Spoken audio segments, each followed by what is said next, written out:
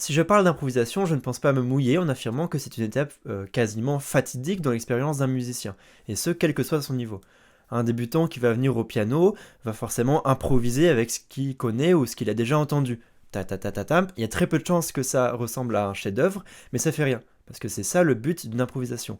On ne sait jamais sur quoi on va tomber. Mais ça, c'est en théorie, parce qu'un musicien plus expérimenté sait souvent à l'avance comment sonne son instrument, et comment le faire sonner selon sa volonté. L'improvisation est alors plus maîtrisée, mais pas forcément moins hasardeuse. Dans les deux cas, à force de jouer et d'improviser, la probabilité qu'une mélodie se démarque particulièrement est probable. Il faut juste savoir se l'approprier, ce qui est plus dur pour le débutant. D'une manière générale, il faut savoir que l'improvisation est un thème central dans la musique.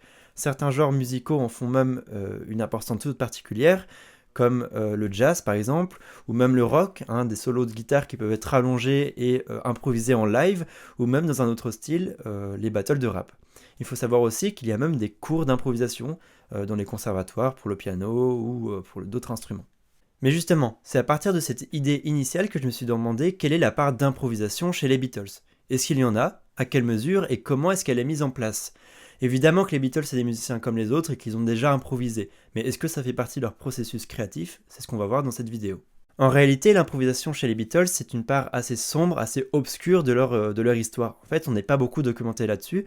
On sait très bien qu'il y a quelques chansons que je vais vous présenter par la suite qui ont été un peu fruits d'improvisation, mais finalement, on n'a pas grand-chose à se mettre sous la dent.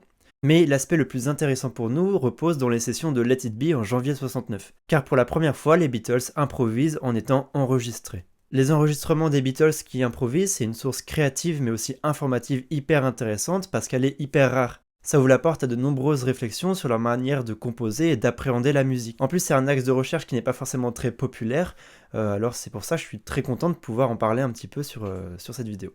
Je l'ai dit tout à l'heure, mais les exemples de chansons composées en improvisant par les Beatles, elles se comptent sur les doigts d'une main. Enfin, pour être plus précis, je parle ici des improvisations à 4, en partant d'une idée de base ou quasiment même de rien. Je ne me focuserai pas sur la manière d'écrire individuellement des Beatles, qui fatalement requiert forcément à l'improvisation, en enchaînant les accords pour trouver une mélodie. Parce que fun fact, les Beatles y composent très rarement à 4, et c'est donc à ces moments-là que je vais m'intéresser.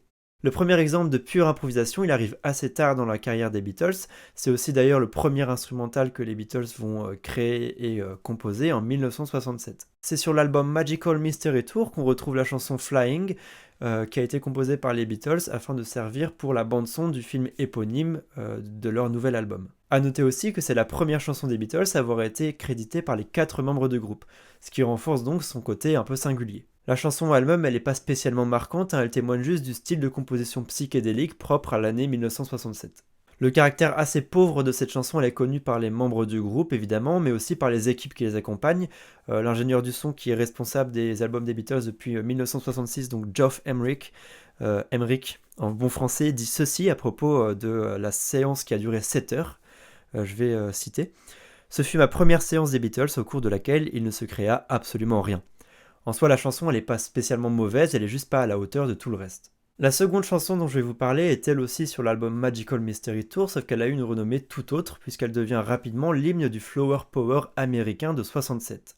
C'est la chanson All You Need Is Love.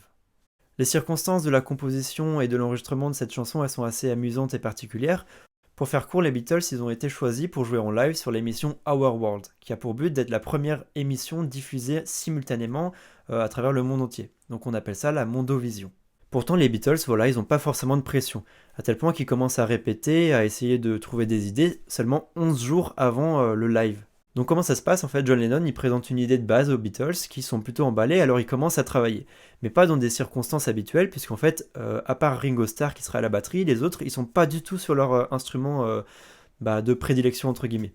Donc John Lennon, il sera au clavecin, ce qui reste quand même plutôt consensuel, mais Paul McCartney, il sera à la contrebasse et George Harrison au violon.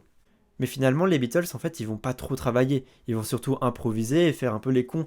Forcément, quand on sait pas jouer d'instrument, ça sonne pas spécialement bien. Mais pourtant, ils vont être charmés du résultat. Malheureusement, on n'a pas du tout accès à l'enregistrement de base. On sait même pas si ça a vraiment été enregistré, en fait, cette improvisation. Mais ce qu'il faut noter, c'est que ça a vraiment donné lieu à la naissance de l'âme du morceau.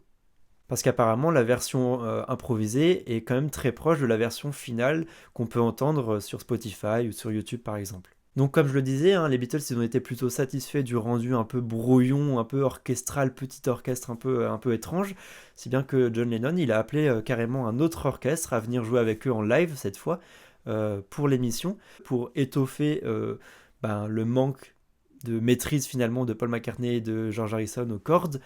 Ce qui fait que quand le live a lieu le 25 juin, en fait, ils ont mixé des parties enregistrées en amont, mais en même temps, ils ont joué en live, eux, leurs vrais instruments. Donc la basse, la guitare et la voix a été chantée en direct, en plus de l'orchestre. Après l'émission, la suite on la connaît, la chanson All You Need Is Love, elle devient un tube interplanétaire, et au-delà de ça, même un mantra.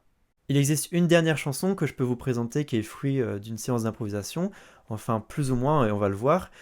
C'est l'année d'après, donc en 1968, que les Beatles y repartent en studio pour ce qui deviendra l'album blanc. Cet album est selon moi celui qui illustre le plus la totale versatilité des Beatles en matière de composition sonore, mais aussi en genres musicaux. À travers ce double album, les Beatles s'illustrent dans de nombreux styles musicaux, jusqu'à même toucher pour la première fois au style du hard rock, voire du heavy metal. Pour ceux qui connaissent un peu, vous l'aurez sûrement compris, je vais parler donc de la chanson Helter Skelter. Si cette chanson nous intéresse particulièrement, c'est parce que quand Paul McCartney va introduire l'idée de base aux autres Beatles, ils vont directement aller en studio pour commencer à répéter. Donc de ces sessions vont apparaître plusieurs versions différentes, dont celle qui nous intéresse aujourd'hui, une version chaotique improvisée pendant 27 minutes. Apparemment, la chanson ressemble vaguement à celle qu'on peut entendre aujourd'hui, mais d'une version beaucoup plus lente, saccadée et limite hypnotique. On pouvait s'en douter, l'enregistrement n'a pas été gardé et tout a été réenregistré différemment par la suite, ce qui donnera la version qu'on peut entendre sur l'album définitif. La version de 27 minutes, elle est introuvable sur internet, si bien qu'elle suscite beaucoup de mystère et d'intérêt chez les fans. D'ailleurs, il y a beaucoup de gens qui qui créent des fakes de 27 minutes qui reprennent juste la boucle de base de la version officielle. Mais bon, on voit très vite la supercherie. Cette version, elle est donc considérée comme un lost media et fait partie de l'imaginaire mystérieux qu'entoure l'album blanc. Finalement, on se rend compte que la part d'improvisation dans les sessions des Beatles, elle est assez méconnue en réalité, parce que tout ça n'est pas enregistré.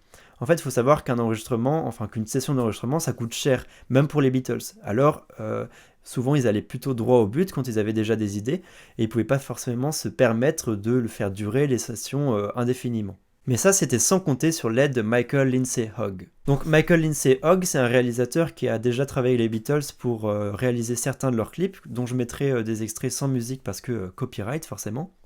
En fait, il a été choisi pour réaliser le dernier film des Beatles, qui en fait deviendra le premier documentaire sur les Beatles et leur session d'enregistrement de l'album Let It Be.